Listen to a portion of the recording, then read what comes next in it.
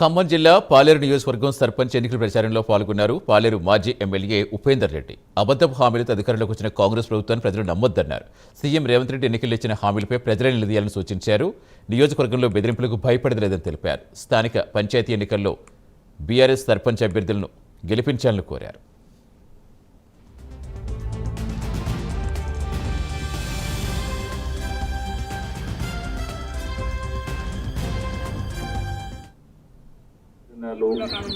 బెదిరింపులు ఉన్నాయి మీ దగ్గర మరి దాన్ని ఏం చేద్దాం వస్తున్నావా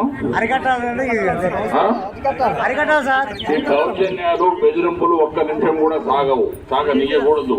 ఖచ్చితంగా మీ ఊరి కోసం మీ మంచి కోసం పనిచేసే సుధాకర్ ని ఉంగరం గుర్తు మీద గెలిపించండి. అందరూ మీ సప్తాయాన్ని చూపించండి. సుధాకర్ గెలిచిన తర్వాత ఖచ్చితంగా మీ ఊళ్ళో ఇంకా బ్యాలెన్స్ ఉన్న పనులు కానీ ఏది కానీ ఖచ్చితంగా మీ అందరికీ ఈ దౌర్జన్యాలు ఈ బెదిరింపులు ఉన్నాయి మీ దగ్గర మరి దాన్ని ఏం చేద్దాం వస్తున్నావా ఈ దౌర్జన్యాలు బెదిరింపులు ఒక్క నిమిషం కూడా సాగనీయకూడదు.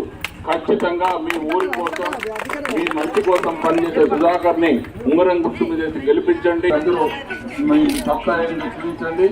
సుధాకర్ గెలిచిన తర్వాత ఖచ్చితంగా మీ ఊళ్ళో ఇంకా బ్యాలెన్స్ ఉన్న పనులు కానీ ఏది కానీ ఖచ్చితంగా మీ అందరికీ